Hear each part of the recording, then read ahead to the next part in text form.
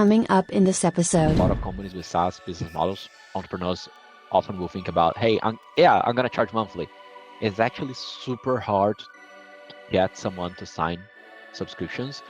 And think about that for yourself. How many subscriptions do you have? And how likely are you to get another one that costs you $10 a month, $50 a month, $100? It's not such an easy decision to make for customers. So the decision was, okay, if I leave my job, I have 4 to 5 months of bills paid, and I need to find a solution to raise funds or whatever. Or it was a little bit more than that. That was July, and I had until February of bills paid, but the baby was due in December, and so wow, cutting it close, man, cutting it close. So it wasn't an easy choice, and my wife was very supportive. She's like, it's not a choice. It's not an option. You want to do this, you're gonna have to do it, and we're gonna have to figure out how. Even after doing that and having a lot of contacts, I've spoken with more than 200 VCs since then, and I would still go to an accelerator with a new venture. Part of it for me is the cohort, having the other companies around. It's one of the early ideas that we got traction. Didn't come from me at all. I was not into NFTs. Half of my cohort was NFT companies. And I was like, okay, I'm going to have to listen to this now. The Founders Unplugged podcast, hosted by Greg McCallum. Raw, uncensored conversations with startup founders. Yeah. Why busy? What have you been up to? Come on, tell me, spill the We beans. have a couple of new things coming out. So we were just getting a new product page out, and for our Stripe to crypto integration. Right. That's for recurring revenue on crypto. So it's an issue we had ourselves. We couldn't get a good solution, so we built, and now we are selling the solution. So I built it initially for our SaaS company, and then just made that one of our products. Right. And a couple of other things that we are launching. So I also ended up applying for YC earlier this week. Oh, cool. So that always take time. The application is lengthy. Yes, it's not a short application process. Yeah. But yeah. So but fun. Definitely mostly spending time with users and product development. That's it. Which is where I like to be. Yeah, I like that part too. That's my favorite part. Well, speaking to people, right? That's why I do this. So, well, that's great. Look, before I ask more questions and so on, and we get too far into it, as you've seen, we're already recording, so we just go. Could you do me the honor of introducing yourself and your business to those that are listening and watching right now? Yeah. So I'm Breno, and I'm the co-founder of Boto.io. It's a no-code automation platform focused on the Web3 space. So people can build bots without having to know how to code, take advantage of all the blockchain data and mix it with Web2 data to automate activities that would otherwise have to do manually. So brilliant. And so in fact, that was a very concise. I can tell you've practiced that. That was very good. So tell me about how this came about. What inspired the whole concept, and then maybe we can get to how you sort of got going and how you got to where you are now. Yeah. So the whole idea started back in 2020. And it was actually, so I was working for Ripple at the time, the blockchain company, and crypto. And I had some friends getting into retail investment, and everyone was into Telegram chats and Discord, and people wanted to build bots to help with their trading strategies. So people reached out to me because I had bots and I know how to code. And then I realized, there are some no-code platforms to automate workflows, but they're very basic. You can't put your logic, and these people I'm talking to, they have very advanced Excel sheets and logic, and they're very good with quants. So it came to the idea of I was at that same time I was reading the book Principles by Ray Dalio, and it came to me about it's interesting how if I want to get these people's logic on how they trade, there's no other way other than them writing a blog or talking on a podcast or something to explain how they do it. Yeah. Excel spreadsheet is not going to do it. Or if you know how to code, you can share logic in coding. So it really came to me about like, it would be great if they could put their strategy in a flow chart, something that you can follow and see like, okay, if this happens, then do this or that, Right. and share that with other people. So one of the main things was this assumption that people would want to share that and have a repository, just like GitHub has a code repository for developers, but for non-developers with actionable things, so you can just go and copy someone else's logic, modify and use for yourself. So that's how the idea was born. And does that make sense? Yeah, absolutely. Yeah. Well, I mean, it kind of does to me because I already know. Okay. But no, I think it will make sense to those listening. What will maybe help as well is I've got your website on screen, and I'll quickly share it, just so people can see the visual representation of your platform, because I think it's beautifully designed as well, and that might help people understand a little bit. For those that are watching and not just listening, but if you are listening, I suggest going to Spotify or YouTube to see what we're looking at. So this is an example of what you're talking about. So why don't you talk us through what we're seeing on the screen here? Yeah, so this is the canvas, and users can just drag and drop and select different blocks on the right. So on the right, you see a list of, you can see the orange blocks there. These are the pieces of API integrations that you're going to use. So if you want to get data, for example, what you see on your screen there from the base blockchain or the Ethereum or Near, you can just drag one of those things into the main canvas. And what you're seeing in the main canvas there are 3 blocks. It's a very basic one. It's just for the homepage, but basically it's just tracking Ethereum gas, and every time the gas is below a certain amount, it sends a notification on Discord. As simple as that. But that's the kind of stuff that you can do. But then, of course, it becomes more interesting when you start combining. We've seen a bot with more than 400 blocks in it. Unfortunately, we had some issues with that bot, but I can imagine, yeah. I just looked at a bot today from another user and had about 20 something, and it's very interesting when people start combining different things. Like, so this user, he's monitoring an event on the blockchain, and then he's doing a smart contract call to check something else and compare. So it's very interesting to see those things, how creative people are. And that was always the assumption, like, it doesn't matter how smart the team at Boto is, we're never going to be as creative as everyone else, and to their own problems. And I saw that that's what other companies are doing, like Zapier and Made.com. They don't allow people to share their creativity, just like GitHub does. So that really, that was what inspired us. And that's the interesting thing about this example that you've put on your website, is that while it is a very simple one, it demonstrates the possibilities, right? So then someone can look at this very easily, which is why I wanted to bring it on screen, and just very easily connect the dots, right? And go, right, okay, I can see what I can do with this now. And these actually trigger these events as well. This isn't just a log of that. This is an actual trigger for those. And that's a real one. And it's funny because our original homepage, the canvas that you saw with an example like this, it was actually the canvas. You could actually move things around and start a bot. Oh, that's cool. Yeah.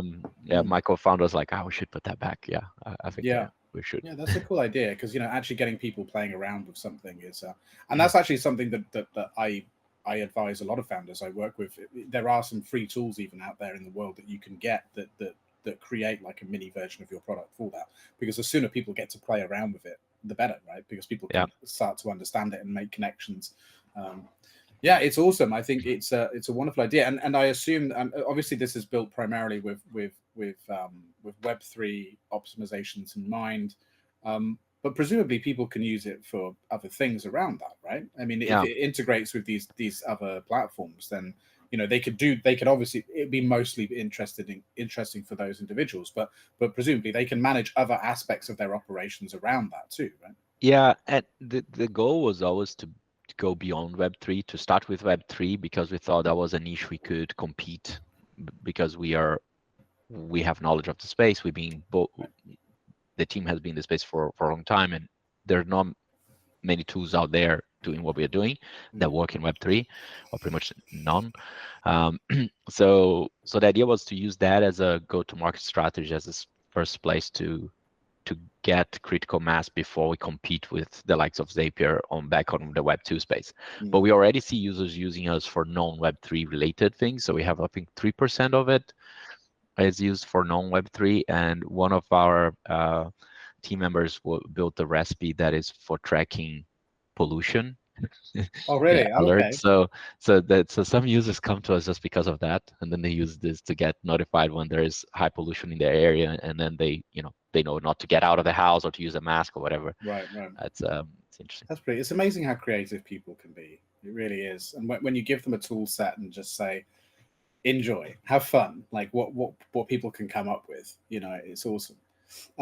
So in regards to, like, you mentioned, obviously the reason why you thought, okay, I can do this is because of your background. You mentioned you and your team, you've got the background in Web3, you understand the crypto space, and you're an engineer. So talk me about that. What created Breno, with the man with those unique set of skills that led up to that? Like, what were you doing before? Where were you?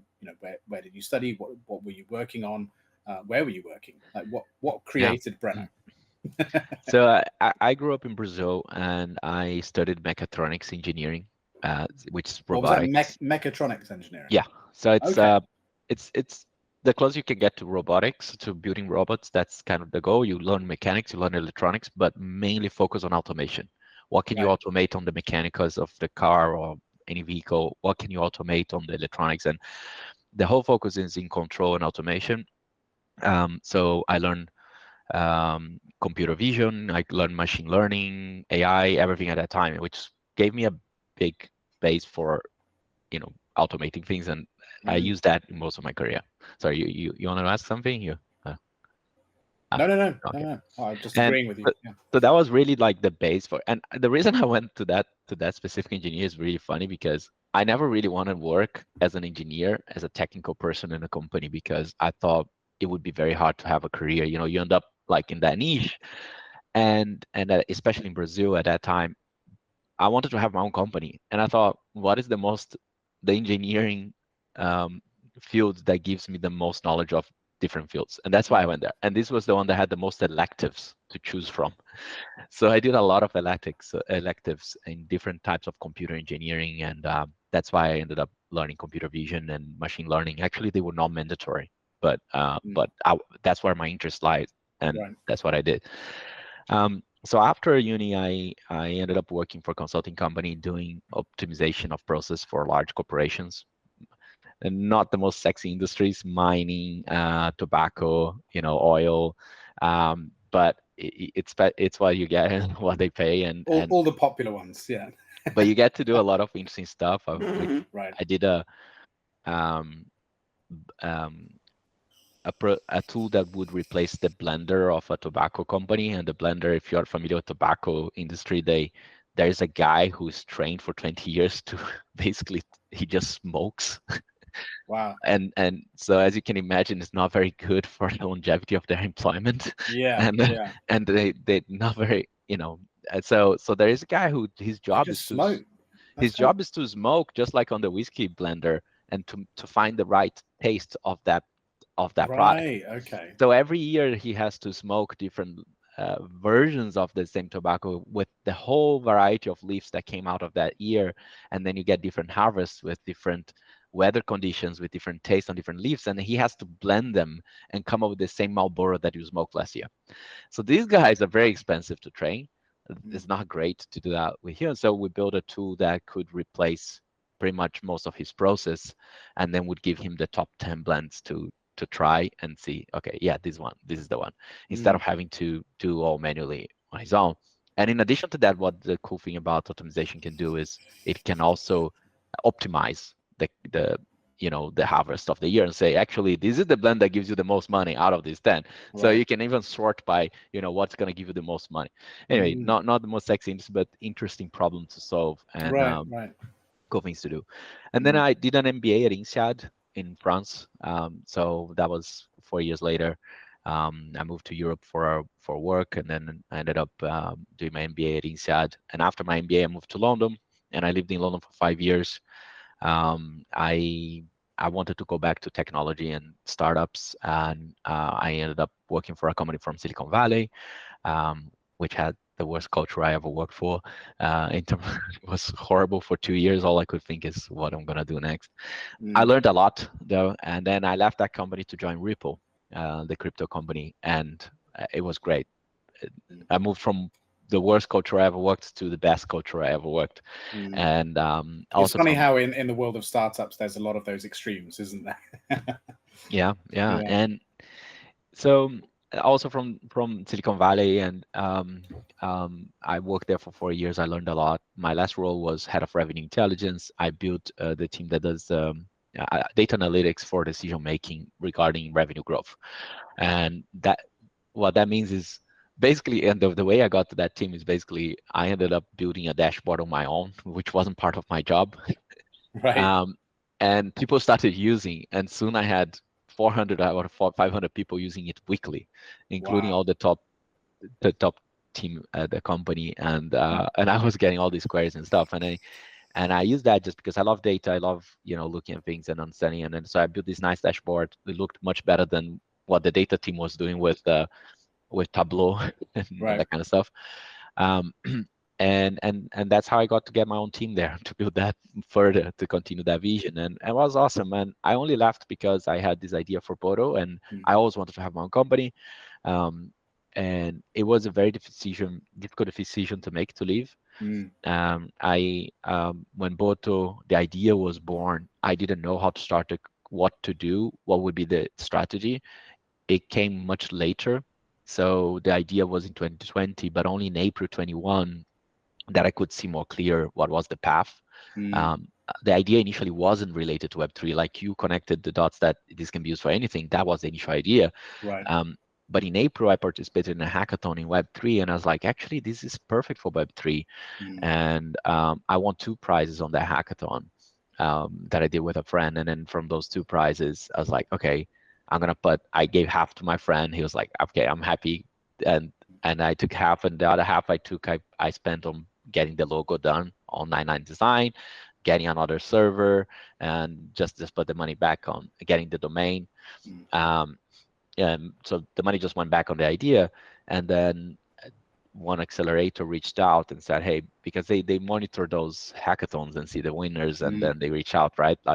So they reach out to all the winners saying, hey, it's interesting, tell me more. But I ended up going to applying for them, going to the interviews, and get accepted. And that was for Consensus, Mesh, and Protocol Labs, which are 2 really strong brands in the Web3 space. So in Web3, they were well known. They were not a top accelerator like YC or 500 or Techstars, but in Web3 they were very well known. I went through the program, and when I was going to join the program, it's a 3-month program. That's when I had to make the decision: am I leaving my job or not? I know how intense it is. If I want this to work, I need to be full time. It was basically myself. My friend at the time was doing a little bit of work, helping me with some stuff, but not really working full time in the company. And after talking to a lot of friends, a lot of entrepreneurs who've been through it, it was very clear that the most successful entrepreneurs always told me, just go full on, leave your job and focus. And the non-successful ones were doing parallel to your job. And it's like, you don't know what is cause or causality. You don't know if they're not successful because they haven't fully, or they are saying that because they were not successful and they are scared. But that was very clear. And I was like, okay, I think I need to listen to the ones that worked. And so, but at that time, my wife wasn't working. She had left her job. She was doing an MBA, and she was pregnant, and we didn't really have savings. So the decision was, okay, if I leave my job, I have 4 to 5 months of bills paid, and I need to find a solution to raise funds or whatever. Or it was a little bit more than that. It was like, that was July, and I had until February of bills paid, but the baby was due in December. And so wow, cutting it close, man. Cutting it close. So it wasn't an easy choice. And my wife was very supportive. She's like, it's not an option. You want to do this, you're gonna have to do it, and we're gonna have to figure out how. And I decided, okay, I'll quit, but I'm only gonna quit when the money arrives. Like, I don't care who signs each contract, promise me that I'm gonna get. And we had like $80,000 from the accelerator. I was like, only when I see the money in the account, otherwise I'm not quitting. So the money arrived the day after I sent my resignation letter to my boss. Right. But then I was just building the team at Ripple, and I didn't want to leave things in a mess or anything. So I ended up hiring, training, working crazy, like how I would have worked normally if I didn't have another thing. At the same time as doing the accelerator and starting a company. And that was the most crazy 3 months of my life. And I was not, it was very tough for me and my wife. We're still married, luckily, but it was very tough for us because she was pregnant and our first baby, and I wasn't there for 3 months at least. And it was the right decision. I ended up raising at the end of the accelerator 3.7 million, and so in hindsight, it was the right decision. But I worked very hard for that, like day in, day out, week in, week out. I was like very laser focused on, I need to do this. If I do this, is how I'm gonna get the best chance. And if my numbers work, I'm gonna get funding, and that's it. Yeah, I mean, that's an incredible journey, and kind of a testament to this idea that with big risk comes potentially big reward, basically. And it sounds to me like you're also very fortunate to have surrounded yourself with some people that are very supportive of you and believe in you and what you're doing. So that's very fortunate too. That's awesome. That's so cool. And that during those 3 months, I think that's a really interesting thing as well, because I think it all too often from the outside looking in, for other people, for young entrepreneurs or founders or someone, they see the end result. They don't really fathom the level of work that goes in those sometimes very short bursts, but often continuously. But those 3 months are really interesting in just the level of intensity to make that transition work, to make everything work. I mean, you've got this big life event coming up in your life, and there's a switch going off in your brain, like, I need to make this happen now. It's now or never, right? It's like, it's awesome. It's amazing. So the sacrifice is big. Yeah. Like I have a picture of a mountain of energy drink that I had from that week for that 3 months. Like it was done. I don't drink coffee. I don't like coffee. I don't drink most of that. So the energy drinks was my only source of caffeine, and not great. It was it's definitely a sacrifice. I think I overdid a little bit the sacrifice on the personal side, maybe, but it's very hard to tell. But I also grew up from a family of people who worked very hard. My mom is a workaholic, and my grandma, like I grew up hustling. Like when my grandma used to have always a side business somewhere. So at some point she had a thrift shop in the favelas, in the slums, and I used to go there after school and sell shit.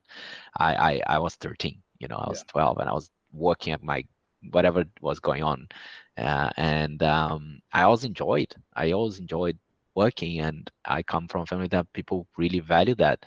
So for me, it was normal to imagine that hard work. But now I realize that maybe a bit to the unhealthy side, so I have a better life balance.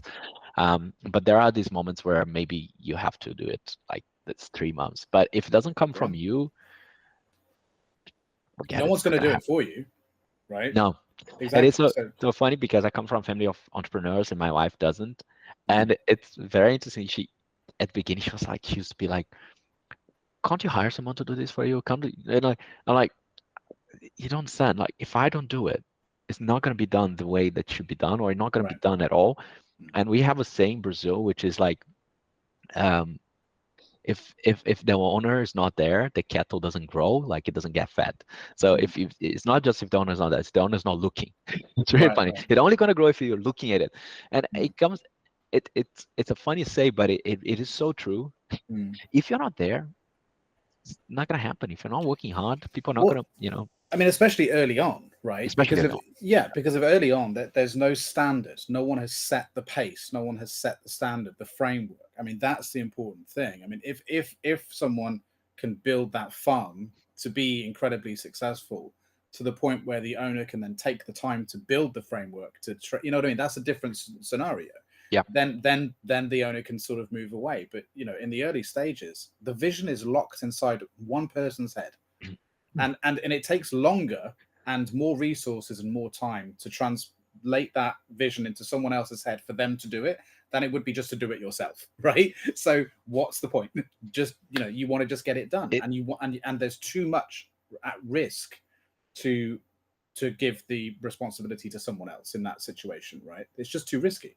There's already enough risk in the scenario. You don't want to add additional risk by adding the possibility of it being fucked up by someone misunderstanding or not, just not getting the vision. So I totally understand your position there.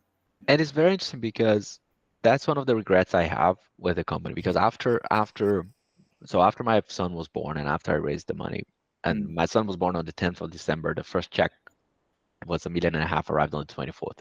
So it was like very, very tense. Congratulations on both counts. And that's awesome. Yeah. Thanks. And that first year that he was born, we were, again, my wife and I were in a country that we didn't have support, family, anything. There were lots of issues, and but not just on the personal. So one of the things that I ended up doing that I regret is, and I raised way more money than I wanted. We were oversubscribed, and we raised more money than I wanted, and I thought we needed. And with more money came the advices.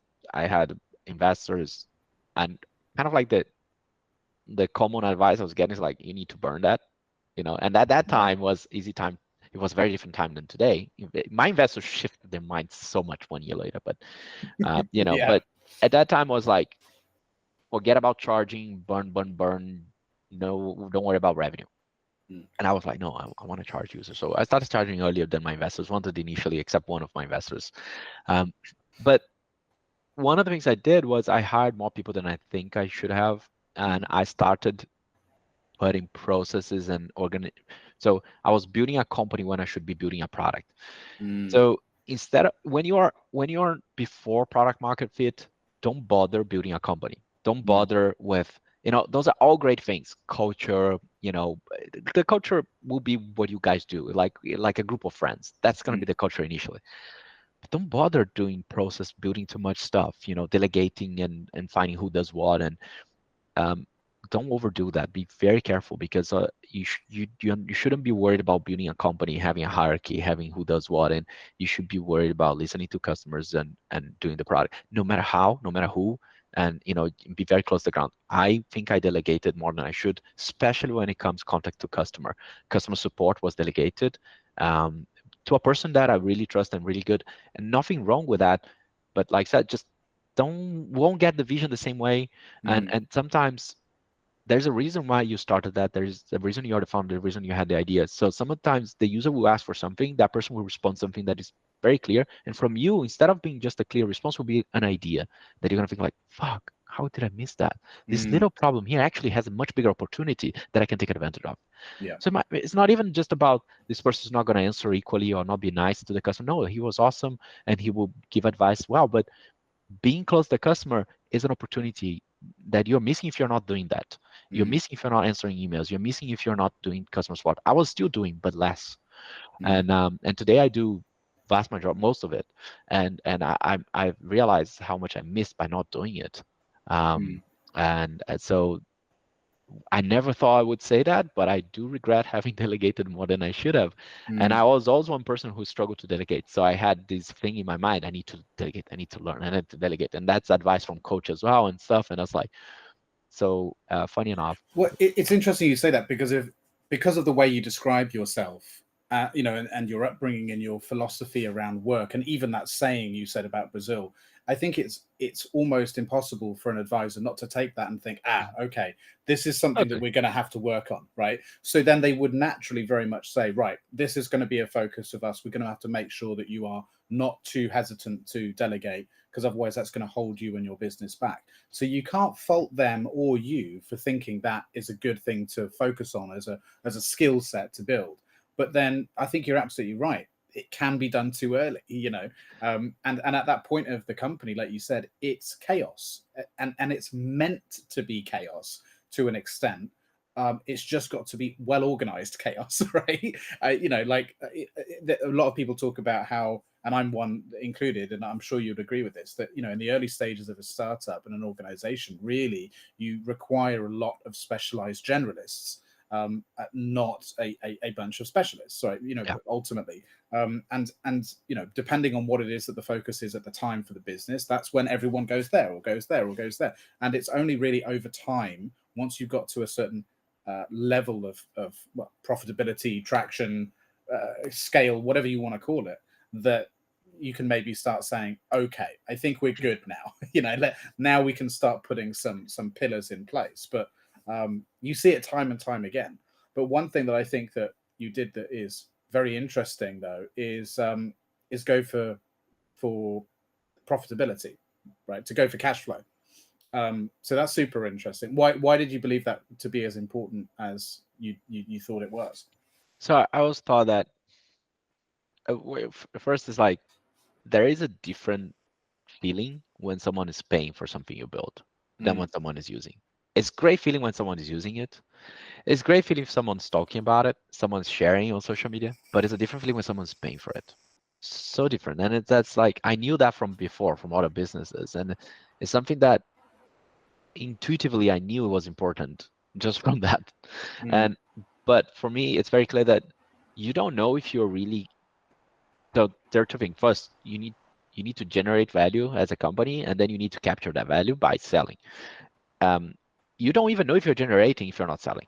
If you're selling, you know you're generating and you're capturing some of it. Maybe you're generating more value. Hopefully you're generating more value than you're capturing, because then people are also benefiting. You're not taking all of that into your cash. But yeah, so that's the principle. But if you're not selling, you don't have that. So very important from very early on to do that. So you can focus on the things that people care about, because money talks. Yeah, so that was always kind of like my mentality. As early as possible, start charging and see how much people. And also because you have all these projections, and you don't know how much bullshit they are until you start charging. Right. And then you think like, okay, I have hundreds of thousands of users, and it's gonna be very easy. I'm gonna flip this. No. So we had, I think when we flipped the switch, maybe 5,000 to 10,000 users. We got like 50 people paying.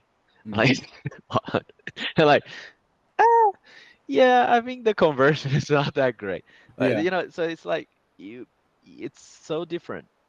You can't possibly guess. And no matter what you put in a spreadsheet on a presentation, and so yeah, that's one of the things. Although it did harm us to have low revenue, because then investors start focusing on revenue. So then if you go to raise funds, my friends who didn't have any revenue, people weren't questioning. Yeah. But because I had revenue, but it wasn't good enough, then they're questioning my revenue. Even if all my automatics are better than everyone else who's raising funds. But you put yourself, the spotlight on that particular area of the business. So So in that case, I even advise, you know what, just remove that from your deck. Just don't talk about revenue. Say, no, it's all free. I'm not charging it. No, yeah, you can see pricing there, but it's only a pilot, only slide, because it's ridiculous. Like, if you want to invest, if you like the idea, if you like all the other metrics, don't be too caught up on that one thing, because if you believe it's gonna work, figure it out. So I don't know. It can harm during race. So it did harm us, but yeah. Yeah. How did you find the balance of doing all of this while raising as well? I mean, I assume this is also part of the reason why you were probably advised to delegate as much as you were so early on, because of how time consuming the raising process can be. I mean, how did you find that balance, and do you feel like you've got a good balance of that now?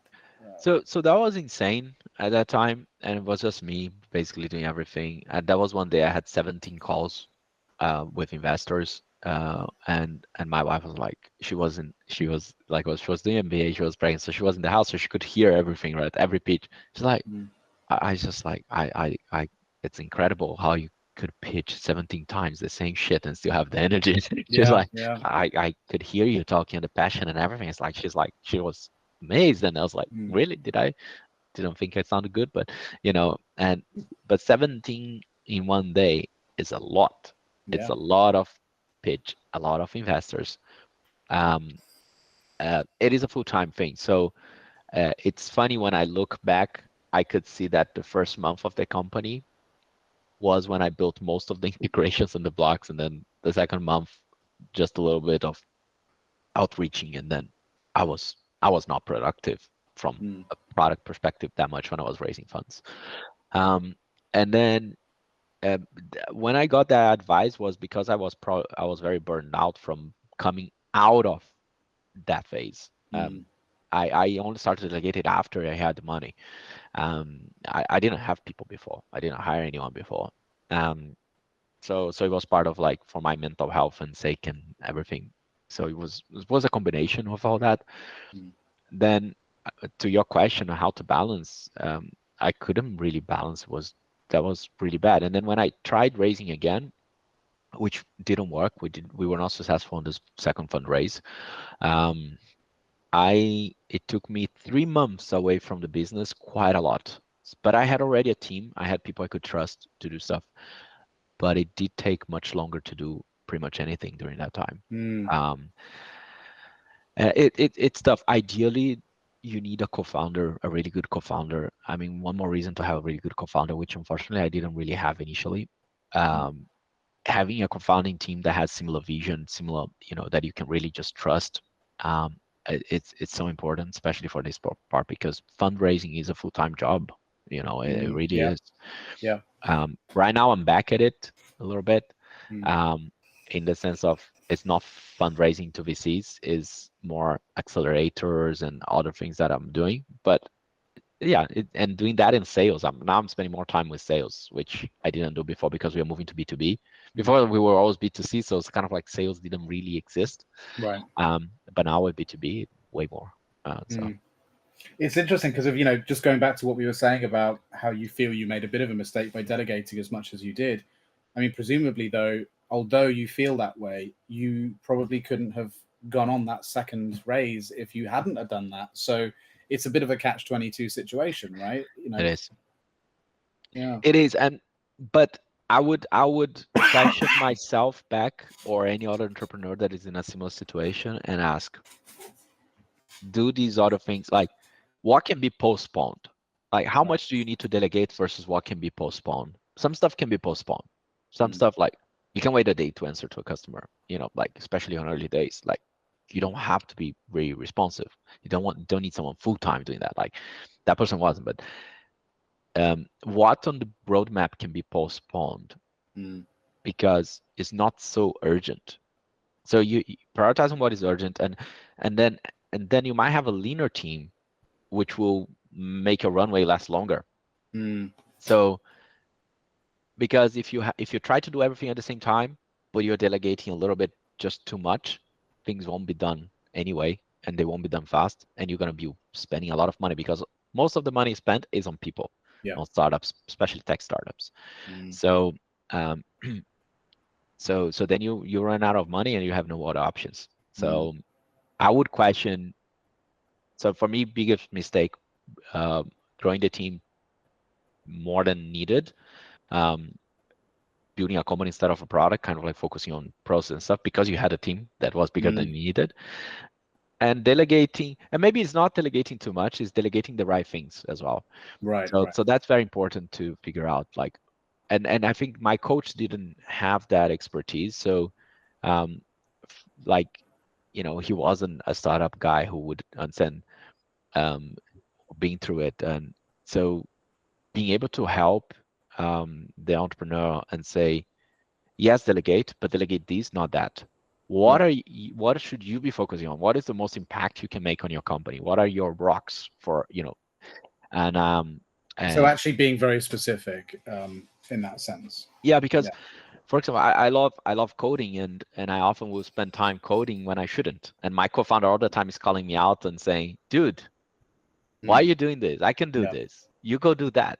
Like, and he's right. And so we all have our tendencies to go towards things that we enjoy and we are more comfortable with, and we will procrastinate the things that we are not, even if they are more important to move the company. So maybe talking to a customer is not something you're so comfortable with. You're an engineer, you're not really interested in talking to the users, but it's so important for you.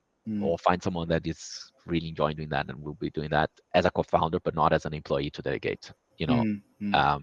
But yeah, you're gonna have to do these things. And if it's something that is core to your business, you have to do it. Like, have to do it, no doubt. don't delegate. So I think maybe that's a better phrasing. Instead of I should have delegated less. I should have been wiser into what to delegate and what not to delegate. I mean, this is the irony, though, isn't it? With mistakes or missteps, is that they're not clear until after the fact. And this is the problem. You have to make them, and I suppose that really part of being a founder or an entrepreneur is giving yourself the room to make those mistakes. Because if you've created a situation where you have no room, where the whole thing will fall apart if you make just one or two mistakes, then it's not going to work, because you need to be progress is built on a mountain of missteps and wrong turns, isn't it, really? So it's hard, and it's no wonder it's so difficult for people like myself, and I'm sure you and all of us in this industry, whether it's advisors, investors, accelerators, founders, we're all trying to figure out what's the secret, what's the perfect framework for building a business. Can we make it almost like on your platform? What's the step-by-step process that someone can replicate?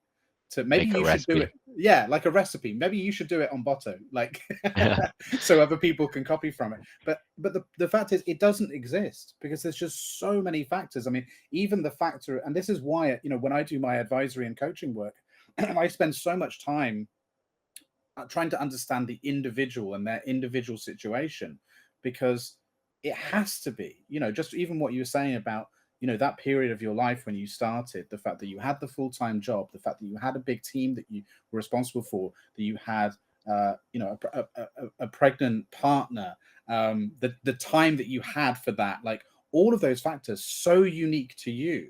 Yeah. And that's before we even then talk about the uniqueness of the business and the industry and the market segment and what's going on in that industry. And exactly. there's a lot of so the many macroeconomics at that time. Right, exactly. So there's so much that I think it makes it impossible to create. But again, unless you could say, if wife pregnant, send a Discord message. Yeah. It's not really replicable. So no, it isn't. You're right.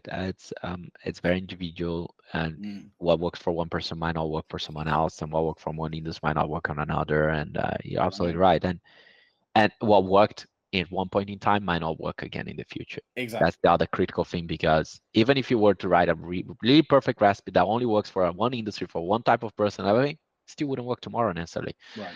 You can't replicate the success of someone by redoing their steps later. So yeah, because that journey you went on now, even if you were to now go through the exact same journey at this point in time, completely different result.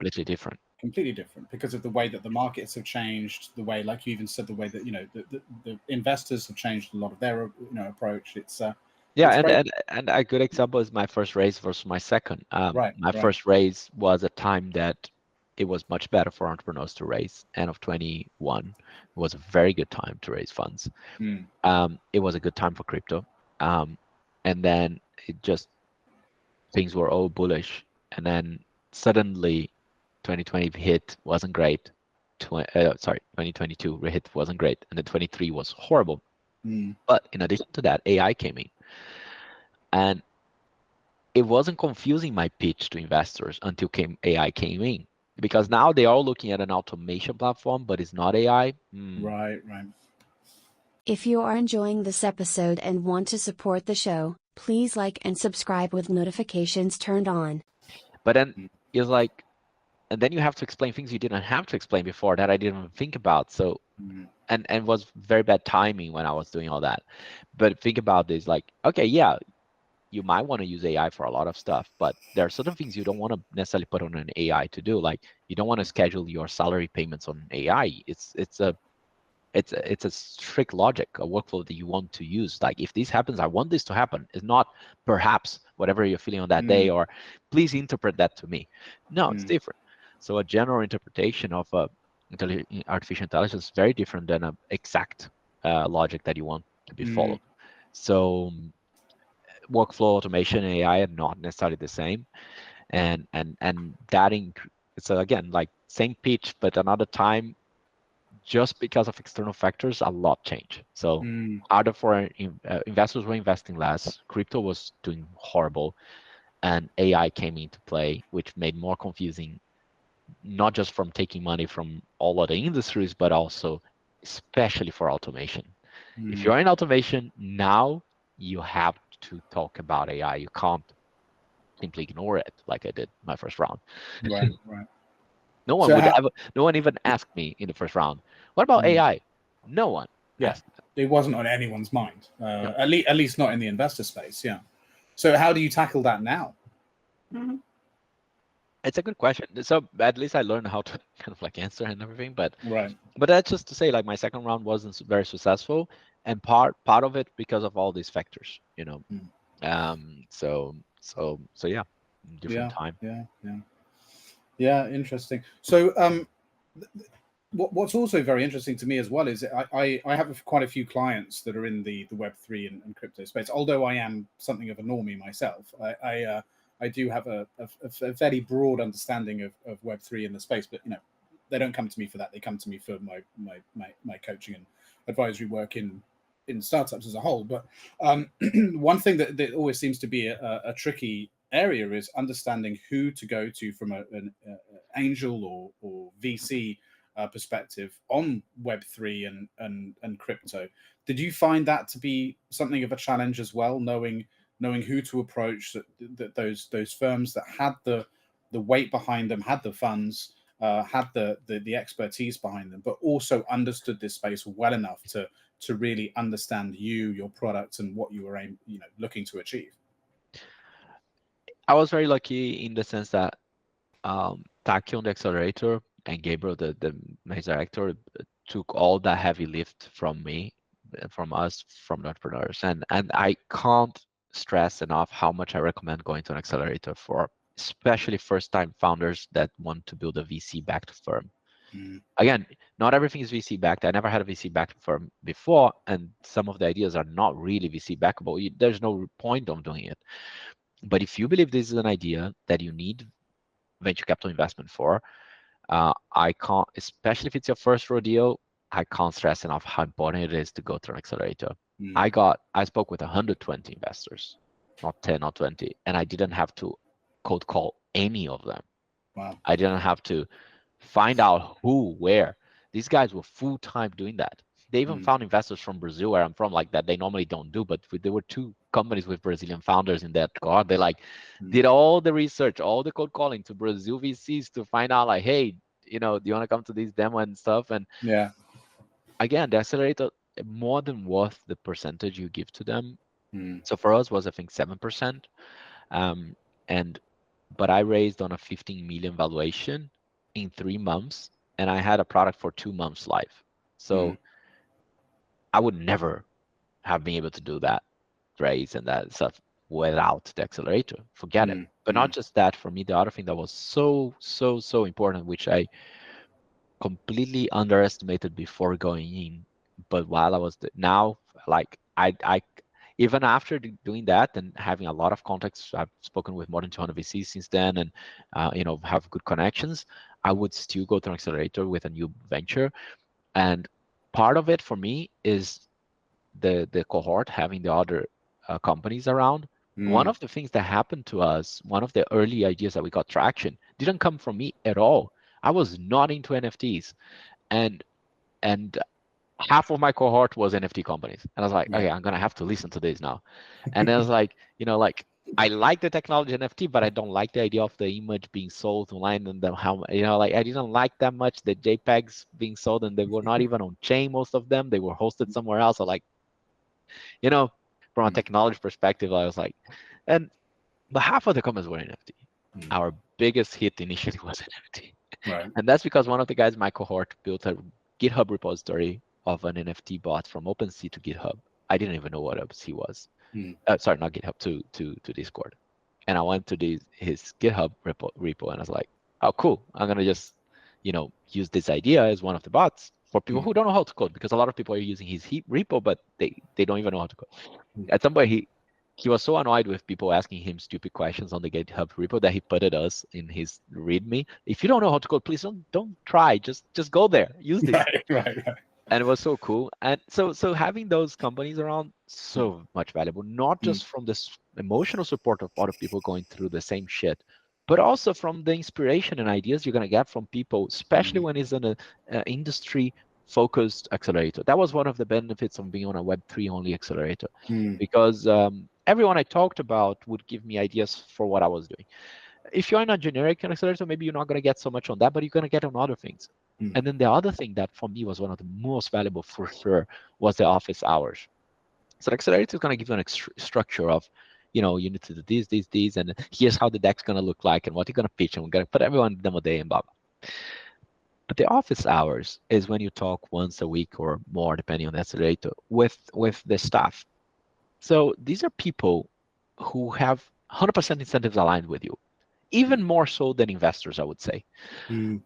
They have, your success is almost perfectly aligned with their incentive success. Different than VCs, not always is perfectly aligned. Like the case of the revenue or no revenue. Some VCs might prefer you don't, so you depend more on raising funds again. I don't know. It really depends. These guys are really aligned, and they will call you out on your bullshit. That was one of the most important things. This week, what do you do? Why are you doing this, dude? Instead of doing that. And like this, you called 5 people, you need to be calling 20 at least. Like everything, they just gonna call you on your bullshit. And for the first few months of your company, this is gonna accelerate your growth so much than you making up excuses for yourself, because you can't do that anymore when you are on a call with other people who are calling out on your excuses. So valuable that for me, I would do that again on every venture, because it helps you to just be back into the mindset. And right. And it feeds into that work ethic that you talked about, right? Just I mean, in some ways, like cracking the whip, like let's get going with the work ethic. You mentioned that obviously you were fortunate enough to have these role models around you that showed working hard is an important part of how to achieve what your goals or ambitions are. And I'm curious to know what you feel.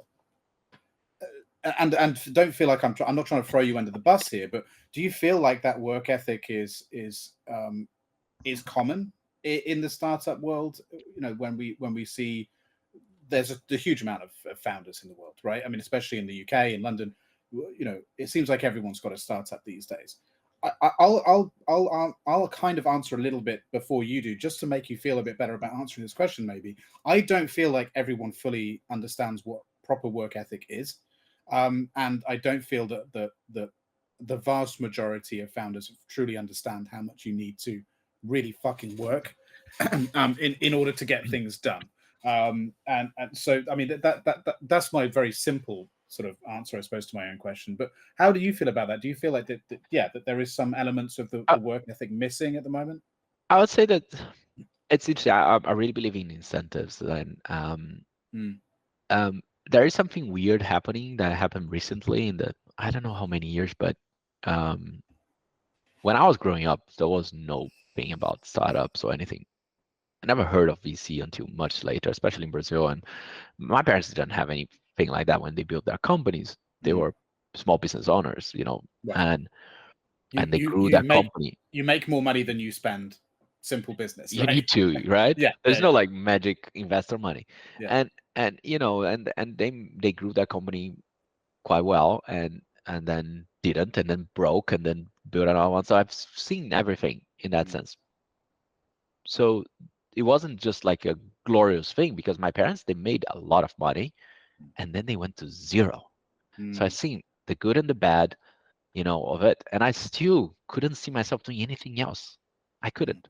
So I've seen my parents being very wealthy and very broke, very, very, very, very, very broke, because they had no savings when they broke. And I still couldn't think about doing anything else. But people, nowadays, there's this phenomenon of startups is sexy. It's nice to be an entrepreneur, and a lot of people see that as a, I don't know, there's some glamour to it, or status, or whatever it is. That was never my incentive, never the reason why I did. if you are doing because of the externality, the external factors that motivate, probably you're not the right person to do it. And you see that. And I think in my experience, I don't see anyone who really wants to be an entrepreneur to have bad work ethics or not to work very hard. And it's generally it's true for most high achievers in any industry, even who are not entrepreneurs. People work their ass off. They tend to be to have imposter syndrome, so they don't think they're better than anyone else. It's the other way around. They think they need to work harder because they are not as good as other people. And most high achievers go into that category. So met a lot of those that inside, people were not, you know, thinking they were better than other people. That's one of the things that the school did very Low well. ego. It's low ego. I was very impressed, and that was one of the reasons why I went to that school. I went to other schools that I won't name, but and to meetings and stuff, and I was like, this is not for me. The ego here, the people like not for me. Right. And at inside, I really found that most people had very low ego. I mean, of course, they have egos like everyone. It's a bunch of ambitious people, but they were still very much high achievers who were working really hard to get where they were. And I really admire that, and I see that often in successful people. So I guess to your question, I don't see a lot of that. I see that when I see that people are doing it for the wrong reasons, because they think it's cool, because they think it's the new thing to do, or there's glamour in it or whatever. And I see that in VC backed companies sometimes, although investors are normally good at spotting that. And I see that a lot in crypto, because crypto has, unfortunately, a lot of success in some ways, and a lot of people got money quick, maybe not proportional to their effort.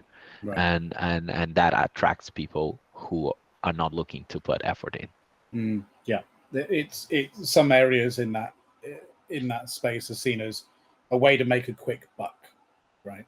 Get in, get out. So it gets back to my point of, I believe in incentives. If that's what it looks like, you're going to incentivize the wrong people to get in. So you're going to get people who are looking into making a quick buck without effort, or making the most without effort, with the least effort. And yeah, that's not, that's what you get when you do this. And you have a little bit of that in startups because of the recent glamorization of tech startups and the founders, and mostly from Silicon Valley. And the interesting thing is that most of these companies from the Bay Area, the story comes way before that. It comes from the time of Microsoft, the time of Oracle, Cisco, and that community there has been living in this, I want to build and I want to be an entrepreneur for decades, more than anyone else in the world. And it's a very different story in that sense, I think. Yeah, absolutely. Yeah, some of the advice I give to occasionally I give advice to very young entrepreneurs. They'll get in touch and they're like, look, I've got an idea. Maybe they're at school or university, and like, what should my first steps be? What should I do? And quite often it's a lot of the stuff you talked about. Talking about accelerators and family and friends loans. All the usual stuff for getting going. But one of the biggest things that I usually advise is go and work in a startup. Go and get the real life experience and try and develop that work ethic, because it's going to be fucking hard. And if you have that perception, which I think some young people do, not all, but some do, of that it is all about delegation, and it is all about just having the title of founder and CEO, and things just happen, you will be very sorely mistaken and quite disappointed. So yeah, I think there is something, I was fortunate enough to have parents that really demonstrated to me the importance of hard work. And one thing that my father especially always drilled into me was he said, Greg, I don't care what you end up choosing to do in life, but whatever you do decide to do, I expect you to be the best. He said, that's all it is. He's like, if you want to go, not a high expectation there, but well. So what do you mean? Maybe I phrased that wrong. Try and be the best. Yeah, right. Work hard on it. Right, try and be the best. So if you want to be a painter and decorator, try and be the best. If you want to collect rubbish from the streets, Be the best That's cool. fucking bin collector you can be. So it doesn't matter what you choose. I will never judge you for what it is you decide to do. That's pretty cool. Just try and be the best at what you do, because taking pride in your work is important. And I really do believe that. You know, you can be proud in anything you do. No job is too big, no job is too small. It is just what you take out of it. And you should have Yeah. pride in it, that you can provide for yourself, your family. That is an incredible thing to be very proud of. And I you agree. should, There's no shame in doing any kind of work. none I whatsoever. always felt that way, and I always worked in anything that I could to make a buck when I Exactly. was a kid and young, and Same. and Yeah. I like that, that kind of, yeah. Yeah, you're right. I'm Yeah. glad you got that from your dad. It's Absolutely. nice. Um, And uh, that it's difficult though, because if sometimes you can go and work for a business or a company, and you can work your ass off, and you can strive to be the best, and it's not recognized or appreciated. That happens time and time again, and it's very easy to get disillusioned and think, well, why should I bother? And it's like, you're not doing it for them, you're doing it mm, for you. Don't forget that. And that's pretty much what my dad was trying to teach yeah, me over the years. It's like, and my mother as well. It's like, you're not doing it for anyone else, you're doing it for you. So don't do mm, it for the accolades or anything else, And I think that's exactly. yeah. I think that's a very important lesson and very important distinction. Mm, Don't do it for the accolades. If you're doing things because of that, dean's list, or getting a like a title, or something, or in the company, like growing to this role and stuff. Now, your personal growth and learning is way more important. It's going to be way more valuable in the long term mm, than a short-term raise or growth inside a company. um, Being recognized in a company is not just about merits. Unfortunately, most companies will be not about merit. It's going to yeah. be politics. It's going to be so much stuff around that. Some companies are better at recognize talent and merit, being meritocratic, but not most vast majority won't be, and no one is perfect. No one company is perfect. Mm, So, and it's really funny because at the end of the day, also, especially if you want to be an entrepreneur, none of that matters. Like, do you think any of my users give a shit about what I was doing before? No. mm, When they have a problem, they message or do it, or if they use and they are happy, I'm gonna be the best person in their whole life if things are solving their problem and they are happy with it, and I'm gonna be like an idiot if it's not. And right. it doesn't matter which school I went to, what I studied, what I who worked for, what my title was, how much money Exactly. I have. None of that matters at all. Mm, It's so interesting, and part mm, of why I like this, yeah. and it really levels the playing field in many ways. Like a young entrepreneur has there are pros and cons, but from a user perspective, they don't care what's your age, the age Yeah. of the person who wrote that code and who founded that company. I often think about, like, maybe it would be better off if I had started earlier. I don't regret my choices in life in that sense, but I do think I will advise my son to be an entrepreneur whenever it makes sense for him. I never, and there are different ways of doing. I was reading I was watching the masterclass from Richard Branson, Mm, and I don't know if you know his story, but his first company, how he started, in school, and started by selling ads on a magazine he had never done before, and it's so mm, cool. And if you hustle, if you work hard, you can make it happen without investor, without having experience, and mm, yeah, mm. Learn by doing and by making mistakes, right? Like what we were talking yeah. about earlier. Yeah, absolutely. What is the current state of crypto? Right, for me as a normie, like I said, I mean, and most of the people probably listening, this is still quite a niche thing, right? Not everyone understands Web3, and it's not as it's becoming more of a I don't know, more of an accepted space to explore, as for viable business opportunities and so on. But still, yeah. What is the current state of that? Given the volatility over the last few years, what would you say is kind of going on in that space right now? There's a lot to unpack in that question, I guess. I think the first thing is, if we look at purely at its origins, like Bitcoin, or the idea of these uh, crypto coins, or crypto as being a new currency and stuff like that. It's very solid. I'm really bullish in that.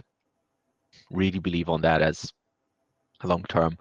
And Bitcoin's proving right now, it just hit $63,000 today, something like that. And I was talking to my team, and my team is like, yeah, like read the predictions and stuff. And like, I'm not surprised. I'm not surprised if it keeps going up forever.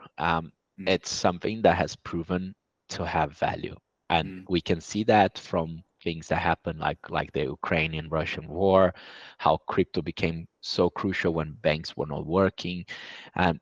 There is a value to humanity globally there, and in that sense, I think there are some really cool projects that are going to building on top of that direction. So I don't like the idea of crypto to solve everything. Let's build a new crypto, new Facebook on crypto, a new blah blah on crypto. And that doesn't make sense. Like 20,000 tokens out there for what? I don't need all these tokens and currencies and stuff. There's some of it that is important, like one of them, Bitcoin, no doubt. More of a storage of value. It doesn't work as a currency. You can't use that on a day-to-day activity. Then you need something that might work on a day-to-day activity. Fine. What that something gonna be, I don't know. I like the idea of Ethereum being as a platform where people can build smart contracts and have logic on chain. That's very interesting. So that concept of having logic in a blockchain that is immutable, and it's like you have a contract today in your country and someone imposes the law, having that on chain, which is globally and you can't change, makes a lot of sense. So there's a project called WorldCoin. And I don't know if you heard about, but I think Sam Altman is involved. I don't know how much involved he is with it, but the idea of WorldCoin is to solve a problem that we are creating with general artificial intelligence, that if general AI comes around and takes most of the jobs away, because now we don't need humans to produce most of the GDPR that most of the things that we need, which hopefully we're going to get there, because that means we would have more free time to do the things we want. How are we going to be fair? So the idea of having a global basic income, a UBI, is because it's a popular idea that has been floating around, and I believe in that. And WorldCoin is trying to solve that problem by saying, can I recognize each individual human on the blockchain and then pay them something monthly in the long term? And the more robots will make money, then we will distribute that wealth as a minimum income for the whole humans who gave birth to this new race of robots or artificial. As a really cool problem, and you can only do that on blockchain. Forget, you can't give that to a UN is going to handle that. Right. I won't trust UN with that, right? So I won't trust anyone, any human with that. Yeah. You're going to have, funny enough, Yeah, I mean, have to give that back to the computer to do that. Right. We've seen how these very socialist, communist ideas have worked in the past. When you have people involved, that's usually where the bad stuff happens. It won't work. Yeah. It won't work. And basic income is very different though than communism or extreme socialist or Marxist ideas. Well, I mean, it's a socialist concept though, right? It's a socialist concept, but I really like about it because it goes back to incentives. Like for example, countries that pay people that are not working. Right. That is a horrible incentive, right? And people argue about that. Like, it's an important thing to have because there are people who take advantage, people who don't go to work because they know they're going to get paid. A universal basic income, you're going to get the same as Elon Musk going to get every month. So there's no incentive to do fucking nothing. You still want to do more and have more. But the fact that you have a basic or decent life and everyone in the world has, including the rich, is going to get every month the same amount as you're going to get, then there's no incentive to not work. There's no incentive because everyone gets the same. And if you work, you get that plus what you worked. So you have incentives to continue living your life, and capitalism still has its incentives working. That's the beauty of having a base income for everyone, that you don't destroy the incentives in capitalism fully. You do create some imbalance because you're going to say, okay, this kind of work I'm not going to do because I'm better off doing fucking nothing and getting my base income. Yeah, fair enough. So maybe very low level salaries are going to have to pay much better, but that's the idea that robots will do most of that. I was going to say the assumption is that that a lot of those jobs will be automated anyway, right? So that only works with the idea of general intelligence, artificial intelligence solving most of those jobs. And until we get there, basic income won't be high, will be almost nothing. But the idea is that this you need to look at it not as a binary thing, but as a fluid thing where you're starting with a very like 1 cent a month and will accumulate as artificial intelligence takes over majority of the gross production of resources. And but so blockchain is so, in that sense, is so essential for us in the long term in many ways, and is there to stay.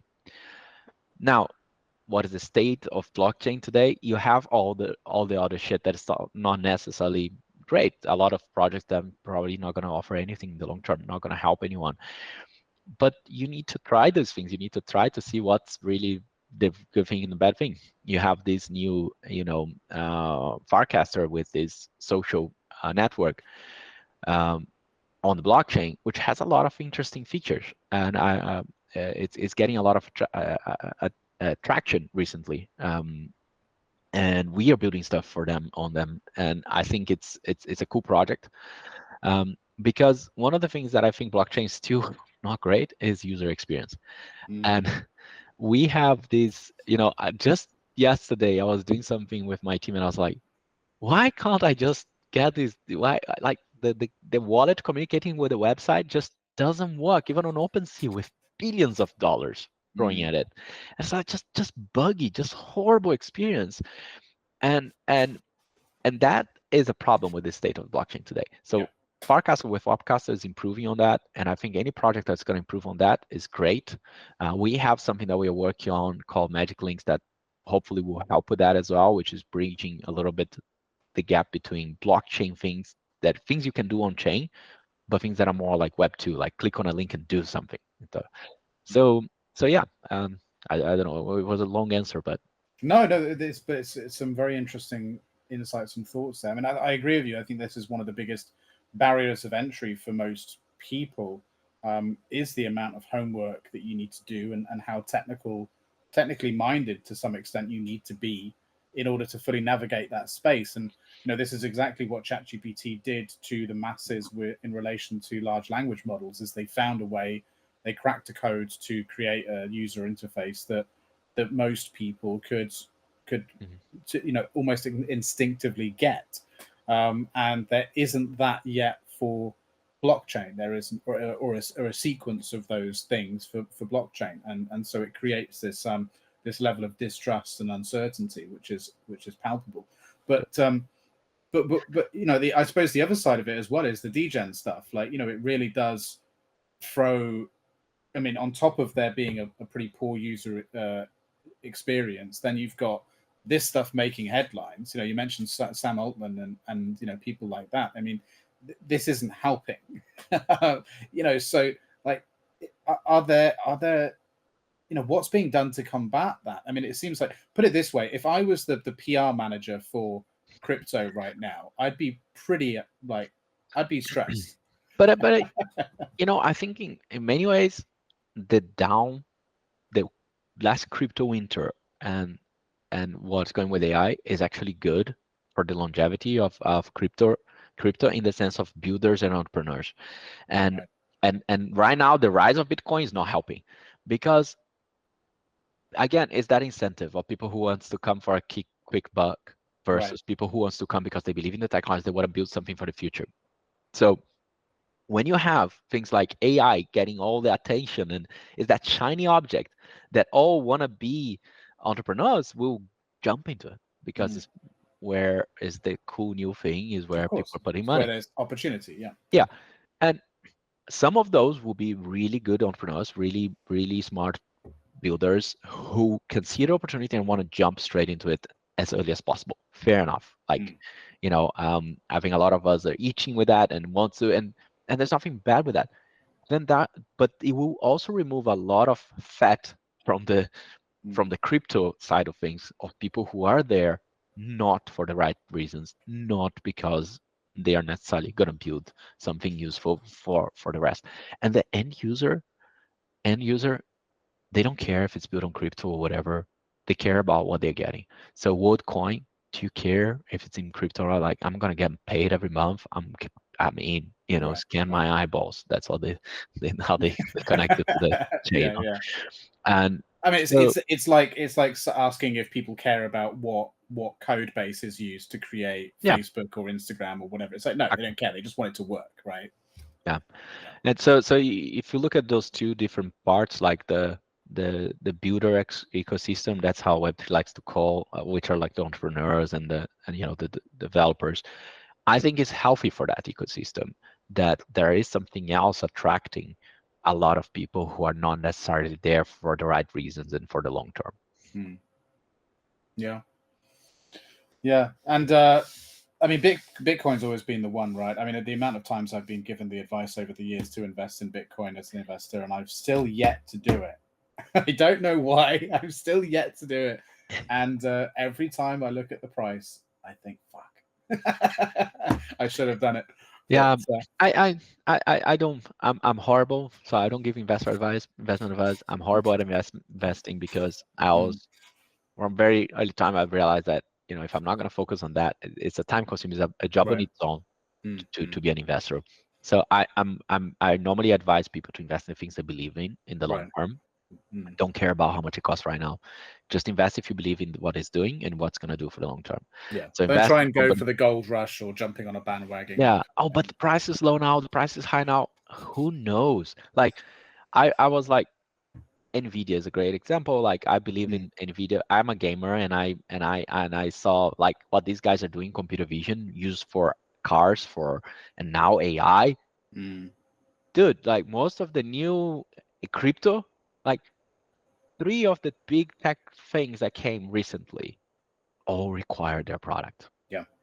Crypto, AI, computer vision, like self-driving cars. Mm, All of them requires graphic cards. There mm, will be better ones, there will be different ones, but these guys are so well positioned to that. mm, mm, And again, like a gamer, I believe in the gaming industry. There's no reason for me not to buy shares of Nvidia. mm. So, and I like back in 2019 and 2020, I was buying Nvidia shares, and now they're like 700, 800% up from that time, 8x.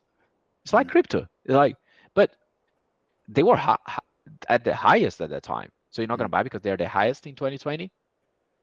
mm. Now they're 8 times higher. They're almost 1,000% Yeah. up. So don't be too. My advice to people is don't be too caught up on the price that is right now. Okay, Bitcoin 63. Maybe wait until tomorrow if you want. But honestly, if you really believe in the long term of the thing, Mm, who cares? If you're not there for a quick buck, who cares? Buy what you believe in. Like, I'm a big fan of Nintendo. I buy the shares if I believe in what they do. Like, I like how they innovate, how they reinvent themselves every once in mm. a while and stuff. I believe in their long term.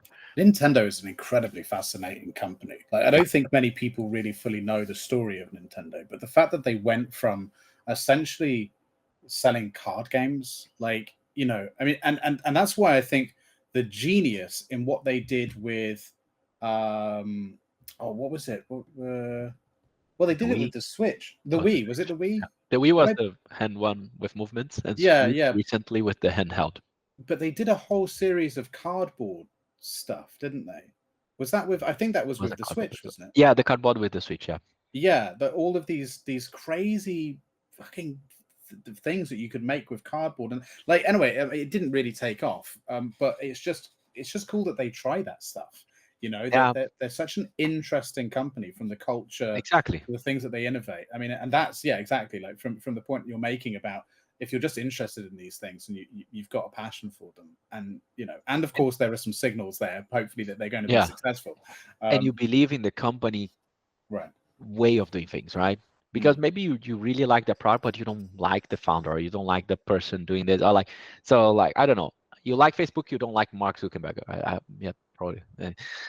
Or maybe a more controversial one, Tesla and Elon Musk. So right, right. maybe you buy a Tesla, but you don't buy the shares if you don't like the guy. Mm, But you like the product and whatever. Like, mm, but buying into things that you believe, not just in their current product, but also in the person who's behind, or what how the organization lives. And what Nintendo does is they have this thing about, they think it's risky not to innovate, not right. to change is risky. Mm, So they have changed their main franchises several times in different ways that are ridiculous. Like, mm, and they, it's not that they are worried about taking risks. and not worry about taking risks and they're reckless. It's the other way around. They Yeah. see risk as not changing and staying the same and being, because if they didn't change, like I said, they would still be making card games. Yeah. So that's so much embedded in the DNA of the company that I believe if you believe in that kind of approach, then buy shares.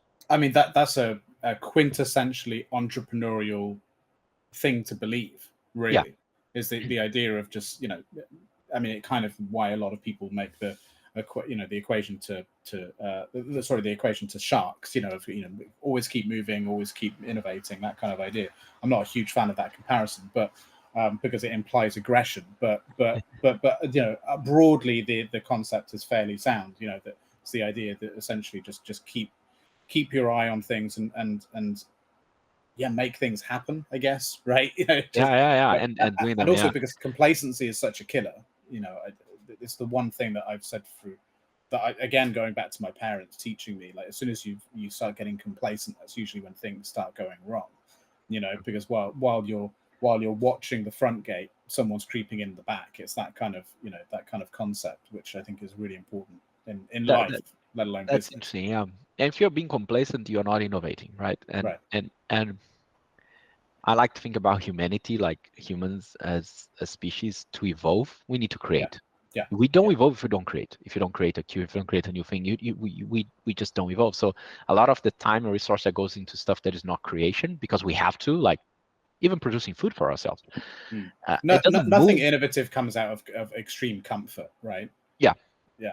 It doesn't move humanity forward in the sense of what is next for humanity, right? If we don't, A friendly reminder to share this episode with your network, like, comment, and subscribe.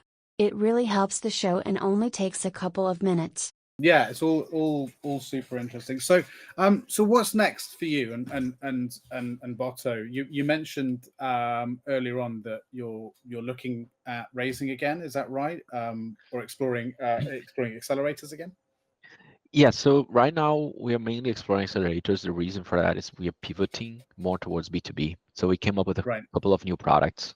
It's a bit early to pitch straight to investors right now. We don't have enough data points to tell which direction really we want to go and how good they can be.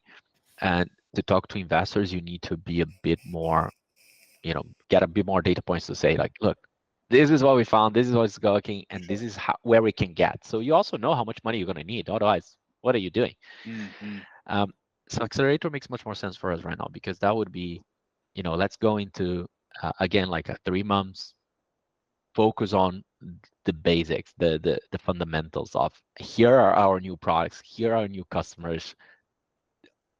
Back to stage 1, get the first customer for this product, first 10 customers, first 100 customers, and see what direction we really want to focus our efforts to. So that's why. I mean, this ties into exactly what you were just saying about, continuously innovate, look for the new thing, don't be afraid to pivot.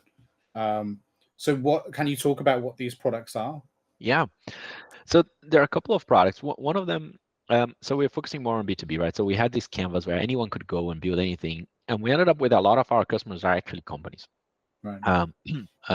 And there are, it's not so easy to sell a tool that is very generic, like a blank canvas. So some of it is just packaging differently what we have and giving a different UI for them as well. So one of these products is Stripe to Crypto. So Stripe to Crypto, the idea is that today, if you want to get paid in crypto and you're a SaaS company, you have recurring revenue, it is horrible.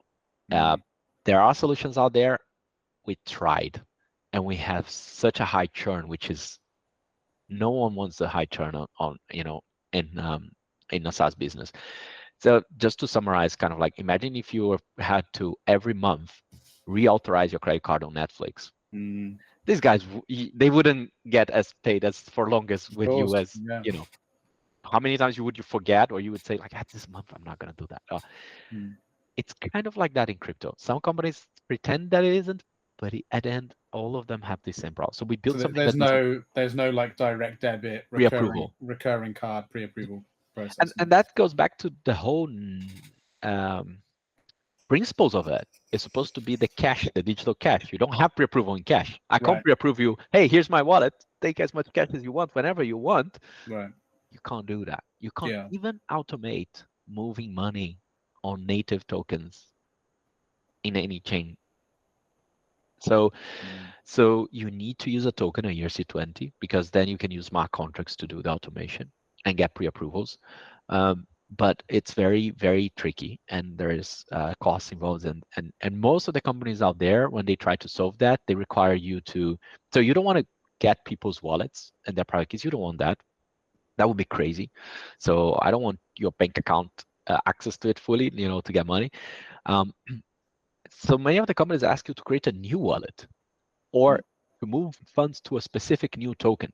But that's the same as I have to top up every month, because if it's a new wallet, if I don't top it up, you're gonna, you want to be close to the core wallet. Like if you have 2, 3 credit cards, I want you to use your credit card with the largest credit on my website, right? Not the one with less.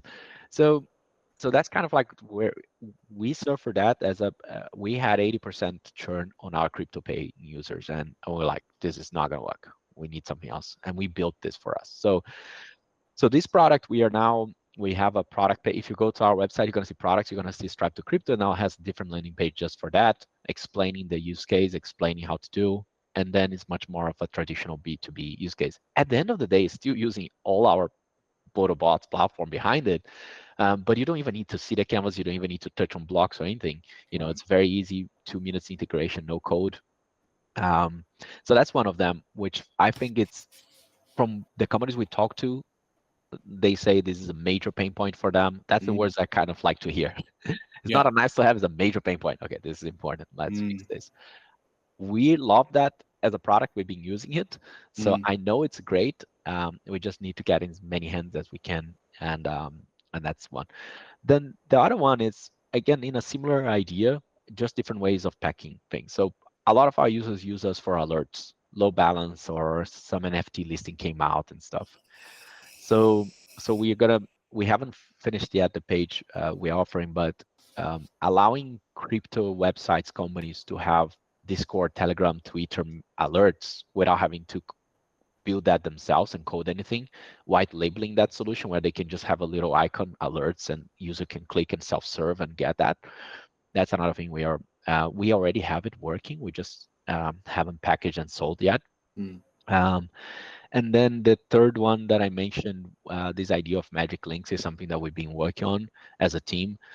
It's not necessarily so connected to Boto. It is and it isn't. Some parts of it is. Some parts is kind of like new. But the idea is of in crypto, again, you have all these wallets and stuff. And we at Boto saw that when we send messages on Discord or Telegram or Twitter, there's not much you can act with. It's not very interactive. Even if you put a button there, you need to go somewhere else. Go to OpenSea to buy this. Go to somewhere else to do that. We want a link where when you click that link, it opens your wallet and you do it. So like, here's a message. Hey, here's my new NFT. Buy it. You click, you buy, you bought it. It's yours. You don't have to go somewhere else, another website, create an account and buy that. And like, it is an actionable link. So that brings you that user experience in crypto to another level, because now you can share things on Twitter that users can just click and act on it. I mean, that's pretty huge from a call to action perspective, because I mean, again, going back to like the first product you talked about, the Stripe the Stripe one. I mean, it's the drop off situation, right? The more steps you give people, the more drop off you're going to see. So I mean, that's exactly got a huge commercial viability for a lot of different use cases within the crypto space, right? That's it, to reduce steps, and at the same time, it's very easy to use. You can go there on a no code, which is our bread and butter. Select the contract you want, select the function it's gonna act, and you get a link out of it. Like with my co-founders are like immediately said, oh, it's like Bitly for Web3. So for the people who know Bitly, when they came around, it's like you can get a shorter URL to use on Twitter. It's kind of that, but a lot more behind the scenes than just a URL that brings another URL. And then in new platforms like Farcaster, that link will work as a frame. So Farcaster has this concept of frame. So if you just copy and paste that link and share in Farcaster, which is a Web3 native platform, you're going to get a little frame with buttons and things that you can just use. So it's not even a URL that opens a pop-up. It's Mm. in the app. You don't get out of there. You just use there. And like I said, you're reducing the steps for the user. Very valuable in some use cases, not so important in other use cases, but a couple of the initial examples we are putting out is like for DAOs, for voting, for example. You have a new proposal, say, hey, support my proposal. Click here. One step. You don't have to go to another website, create an account, blah, blah, blah, to vote to support someone that you believe in their proposal. Or NFTs, like you have a lot of these new projects, you want to sell that, or there's this concept of airdrop in crypto where people throw things into your wallet. So that's the funny thing about crypto. Your wallet's public and people can just throw stuff in it. Yeah. Which this is going to be such a nightmare in the long term, but people haven't realized that yet. Yeah, the amount of random shit I had thrown in mine, it was just, yeah. Anyway, there's a funny thing, that some ideas, but so we have this concept of magic drop, which is like, instead of just airdropping, the user has to interact with. They have to click a button and say, hey, I want this. So first of all, reduce the unwanted shit. But second of all, increase the engagement, because also sometimes people get things dropped that they never see. My co-founder was just like, oh, this is really cool. Someone dropped this. And I just I'm like, how efficient do you think this is? Like, it's like, oh yeah, they dropped it over a year ago. I'm only seeing this now. I'm like, yeah, because you don't get any notification. You don't know this was dropped. So the magic drop is different because it's like a one click, and the user doesn't even need to bring their wallet up because you are sponsoring the cost, because you're sending to them. So it's super efficient. It's really cool. It feels very magical because you are in Forecast, you click on a button and you receive an NFT, and you didn't have to do anything other than click and share that tweet or that post, that recast. That's how they call it. So that kind of stuff. And again, going more towards the user experience, reducing that barrier, and still using automation and no code as core of the product solution. But yeah. Yeah, and it's addressing one of the things you mentioned earlier that you're quite passionate about, which is this user, the UI of it all, of trying to lower the barrier of entry and make these things more seamless. But there's some really, really strong business cases there, highly valuable ones. That's really interesting. Are you at all concerned about the fact that you are juggling as many new products as you are, trying to get these? It's a pivoting time. So the way I look at it is, it's a pivoting time. Right. If we see strong traction, we will focus and move on. Right now, we have a few things that we're jiggling because we are like, what we're gonna get. What is the response when we mention this? So far, we've seen very strong response from businesses on the Stripe to crypto. That's the one that we got the best response so far. The other things are still a little bit more on the idea, proof of concept, close to MVP. I mean, there's another one that we're working, which is bots for buying NFTs, but that's something more like out of our core product. So we are, with all that going on, we are not reducing the core things for our core users, right? So our core users who are using, we have 20,000 users on Boto. We keep building things for them. So we are still building like buy NFT bots on OpenSea and all this stuff. That in parallel to the new things that we are bringing more on the B2B side, we are still not just maintaining, but building new features for the current user base. So what's brought on this idea of pivoting? What has convinced you to go more B2B? Is it because of the way things have been going with the product as it is now, or it's just because we couldn't make the numbers work with the B2C. So it requires way larger numbers for us to grow where we want to be and size. So SaaS is very difficult to a lot of people, because there's a lot of companies with SaaS business models, entrepreneurs often will think about, hey, I'm going to charge monthly. It's actually super hard to get someone to sign subscriptions. And think about that for yourself. How many subscriptions do you have, and how likely are you to get another one that costs you $10 a month, $50 a month, $100? It's not such an easy decision to make for customers. There's an oversaturation of subscription. There is an oversaturation. So you're battling with and the same for B2B, really, ultimately. But yeah, and if you have a 10% churn, it means you lose all customers every year. So in order to grow, you need to capture the same amount of customers you captured last year, all of them, plus whatever you're expecting to grow. And that 10% churn a month, which is not unreasonable, is not crazy. So for a SaaS business to be successful, really grow like on a venture capital style, it needs to have less than 5% churn Yeah. monthly, and that is really, really, really hard. Yeah. And for you to have to charge $5-10, like ChatGPT, you need hundreds of thousands to millions of users for the math to make sense. So it needs to be a really big thing. It can't be okay. But you know what? If you're in B2B, you can have 50 customers and still have very good revenue. You can have 100 customers and be plenty, but you can't do that in SaaS and B2C. So that's the real reason. We also moving towards charging in a transactional base, which is more common on Web3. So most of these products, we are focused on products that can do something on the blockchain. So then we can charge a small amount every time something happens. And that's much more scalable, way more scalable than a monthly subscription. And people it essentially becomes a fintech product through Web3, right? Through the blockchain. Yeah. So these are some really important points that you've made around SaaS that I don't think a lot of people really truly consider or are taught about in the early stages when thinking about starting a SaaS company. That the margins in what we do are incredibly small, and the numbers we're working with compound very, very quickly. I think if a lot of people had known these sort of things going into it, they probably wouldn't have started in the first place. To be honest, and this is why I think, and then on top of that, you've got VCs saying don't worry about revenue, and then you're like, what are we doing? Exactly. Yeah, super interesting. So what's the plan? So you want to go with well, let me ask you maybe this, a bit of a devil's advocate question again. Why the accelerator if you feel like you've got a solid product, you know that the market you're going for, they've said this is a strong pain point? Why the accelerator? How is that going to help you? I mean, why not just go straight to market? Why not just speak to as many businesses as possible and sell? That's kind of like what we're doing. And Right. it's going back to that, having someone that has very similar I think for me, one of the big reasons is having someone that there are two big parts there, but three maybe, because there's also runway. But Right. But one of them is so you're like, okay, I got these ideas.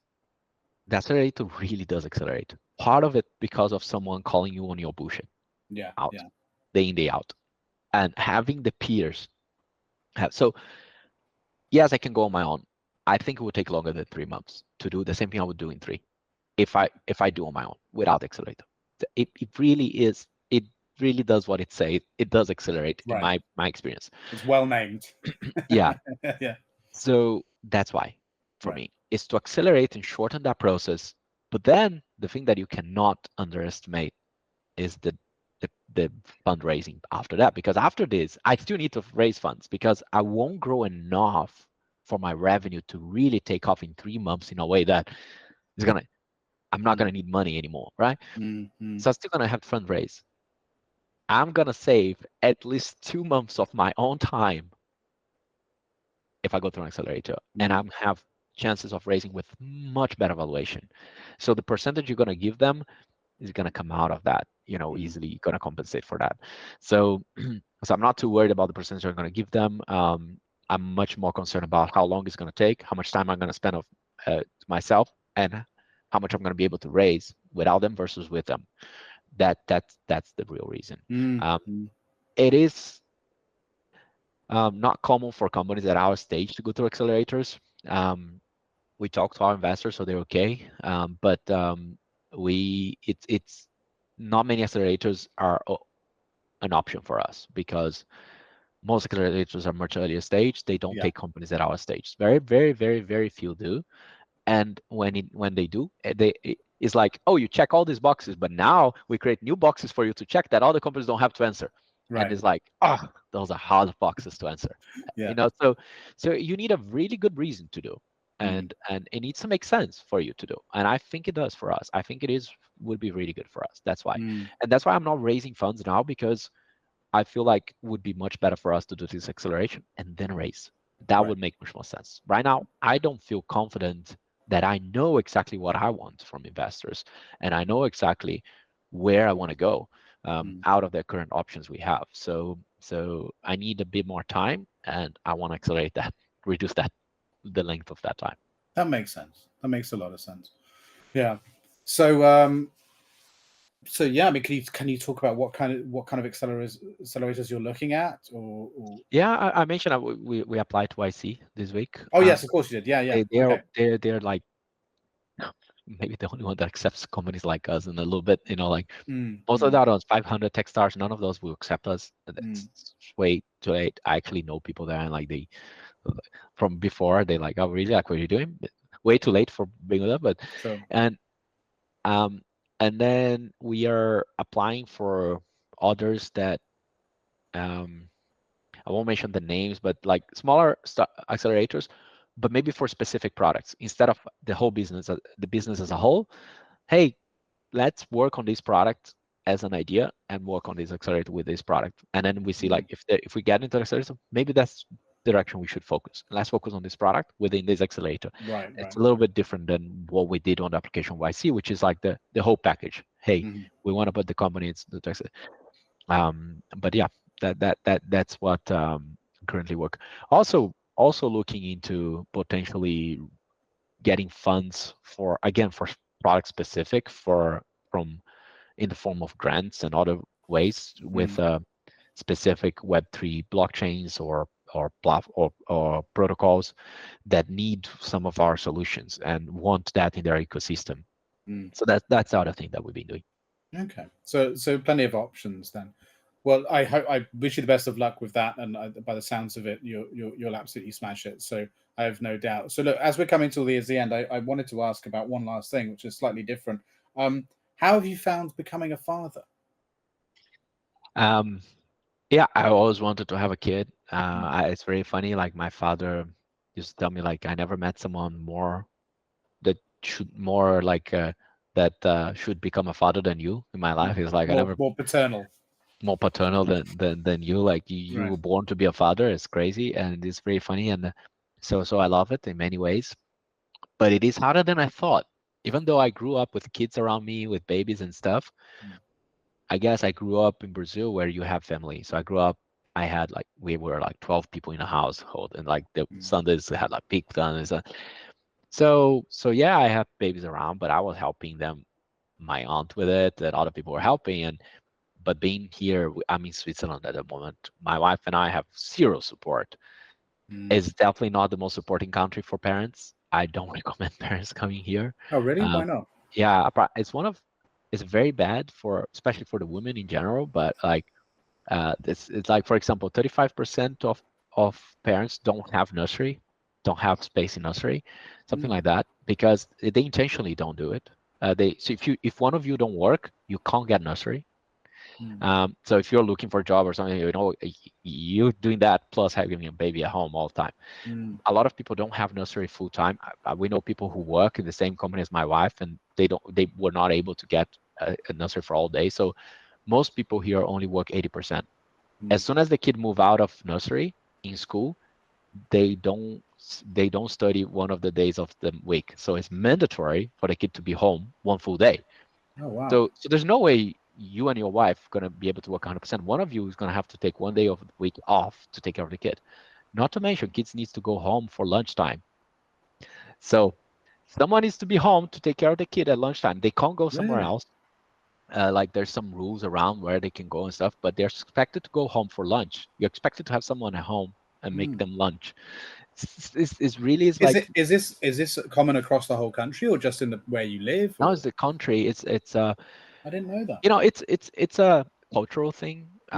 It is rated as one of, like, I don't know, one of the worst, but it's rated pretty low in terms of for women rights and wanting to work and stuff, because who ends up picking up the bill most of the time is the woman on the couple, but right? Is the logic behind that perhaps that they want to encourage the connection between parent and child? Yes. So I mean, the intention is in the right place. Exactly. So the intention is in the right place because it's a right place. It depends on what you believe, right? But like culturally, the country chose that the kids should spend more time with their parents, and that's the Mm. right thing. So I agree with you. Arguably, it is for the good that those policies are in place, but it makes very hard for parents, especially foreigners. Mm. So yes, this is lovely and works very well when you have grandparents around. Mm. But for foreigners, makes things 10 times harder. Mm. Nannies are expensive as hell, you know. So And I uh, also suppose it makes it very less likely for people who are native to want to move out of town to a different town, because you're going to want to totally, stay close to your support network totally. continuously. Yeah, which I So guess is probably the one of the intentions too, to keep family together and all that sort of stuff. and the result is exactly that. And Mm. so yes, and those policies are built with with the nationals in mind, right? Because they're the ones that voted for it. Mm. So again, for a foreigner, if you're thinking about having a baby, great for hospitalization, horrible for post natal support, in Mm. the sense of you're not gonna get a lot of support here at all, and it's not a good place for a woman who wants to, for if you have two professionals who are high achiever and ambitious who wants to have a career. Mm. And you know, like, I mean, I spend a lot of time with my son and I love it. I would spend a lot of time in the evenings and weekends and all that, but he's full time at the nursery. Had he not be full time, have one day full at home, I don't know, dude. I mean, it would be very hard to build a company in addition Mm. to that, and for Mm. my wife to have a career. Yes, I would love the concept of, spend more time with him, but 5 days is already, difficult to build a business with 5 days. And I have almost like a 9 to 6 work day. I Mm. can't work 15 hours anymore. I Yeah, can't work 12 yeah. hours anymore. Fine. I had to find more ways to be more efficient with my time. Mm. But if you were to take one more day of my week out, there's no business I can build. Mm. I don't think I can. So there's these things. I love my son, and we want to move out of here to other country that we're still looking to a few options, but we're going to spend some time in Brazil this summer Oh, nice. with grandparents, thankfully, finally, and getting some family support. And they're like, okay, take over for a second, please. Like, Yeah. I see my friends in Brazil, Mm. even my uncle is almost my age, and he's like, he drops his daughter every Saturday at my mom's and Mm. go do shit with his wife. I don't have that. I don't Mm. have that option. Yeah. And So it's tough because you need that in the early stages. It's so intense. yeah. You need the breaks. A marriage is. I mean, are you guys married? Sorry. Or, Yes, and I was yeah. going to ask, do you have kids? I I guess. do. I've got two. So yeah, 9-year-old and one that's just turned one. So we Wow. recently we Congrats. had he came around. Well, he was very similar to you, January of last year. Yeah. So um, yeah, so I know all too well. And I mean, look, we're just down the road from my in-laws, so my wife's parents. It's 30 minutes, 40 minutes away. So it's not far. But then from my side of the family, it's like 2 or 3 hours away. So definitely closer than you, right? I'm not saying it's not. Yeah. But even that small distance can make it feel quite isolating, even that small distance. So I can only imagine what it must be like for you, Yeah. because of those times they're very, very intense. And we had a lot of medical issues and stuff as well that we had to go through. Our newborn son had to have heart surgery, Sorry. Yeah. and That. yeah, he's fine now, but thank you. And then Yeah. so there was a lot of complexity with it. And then she had some medical issues, and so it's an intense. But even without that, it's an intense period of time for any new Yeah. parents. And so you need that support network around you. And we definitely felt a little isolated at times, but some of that was kind of on us too.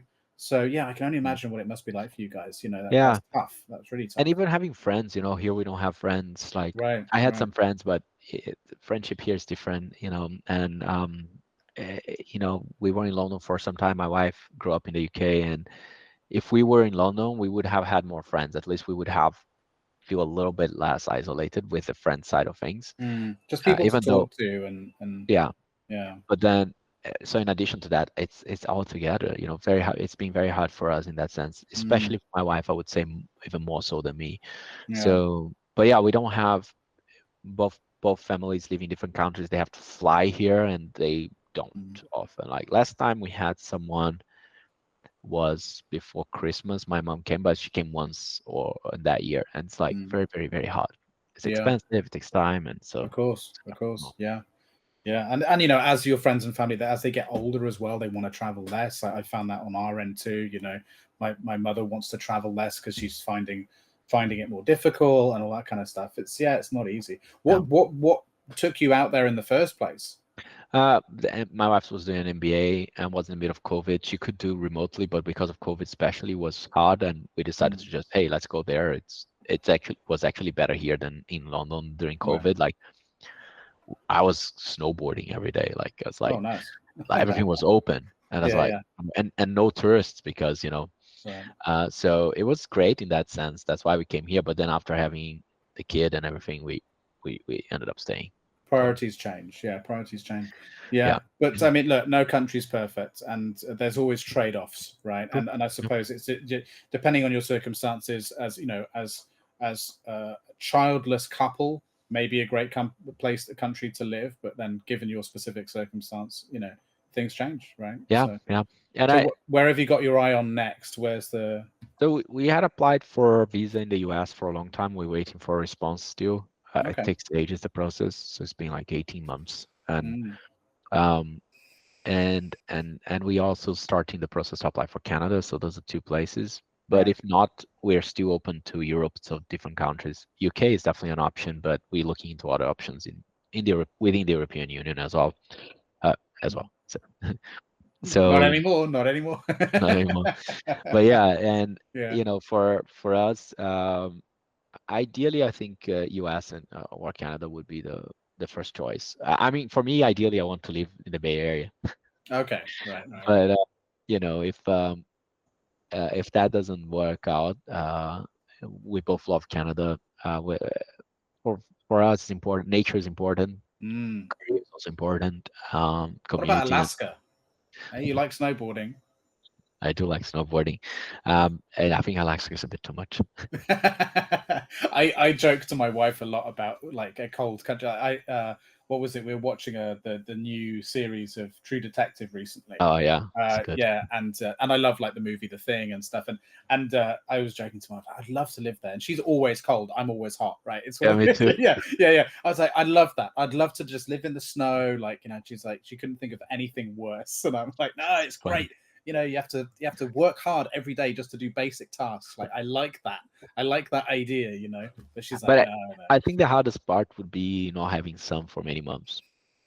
Yeah. Well, the thing is that these countries aren't. Oh, right. You mean like in at that time of the year when it goes? Yeah, that would be tough. Yeah. And then on the other time of the year where the fucking sun is all day long and doesn't go down. Right. Dude, it would drive me nuts. That would mess with your head. Yeah. Totally. But the darkness I wouldn't mind as much as the sun being there all the time, I think. But my wife would be the other way around. The darkness would throw her out of like balance. That's no go. I understand, but that's because I think I'm genetically nocturnal anyway. So I think for me it wouldn't matter too much. You know, my inner vampire would come out. Yeah. But sun all the time, I just wouldn't sleep for like half the year. It would be really strange. I can't sleep when the sun is out. It's very weird. I don't like that. Cool, man. But look, it's been awesome speaking to you, and congratulations again on everything, really, and super exciting. This next phase with these new products, the commercial side of my brain is going, but based on what you've told about those, it's really, really exciting. So I can see those being very successful. Is there anywhere you would like to direct people to? I usually put obviously website, LinkedIn profile, but is there anywhere else that you want to direct people to who are listening to check you or Boto out or anything else you're doing? No, our website mainly. That's the main place. And please try it. There is a button on the top. Try it. You don't have to sign up to do anything. It takes you to the canvas. You can play around and use before you sign up, and it's free to sign up as well. So cool, awesome.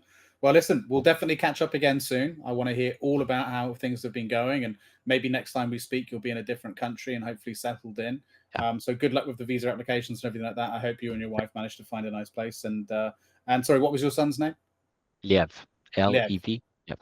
Yeah. Lev. Okay. Well, and I hope Lev is doing well and thriving and and happy. So hopefully speak again soon. Thank you. Same. All right. Cheers. Take care. Yeah. Bye-bye. Thank you for listening and/or watching. Please like and subscribe and join in the conversation in the comments below.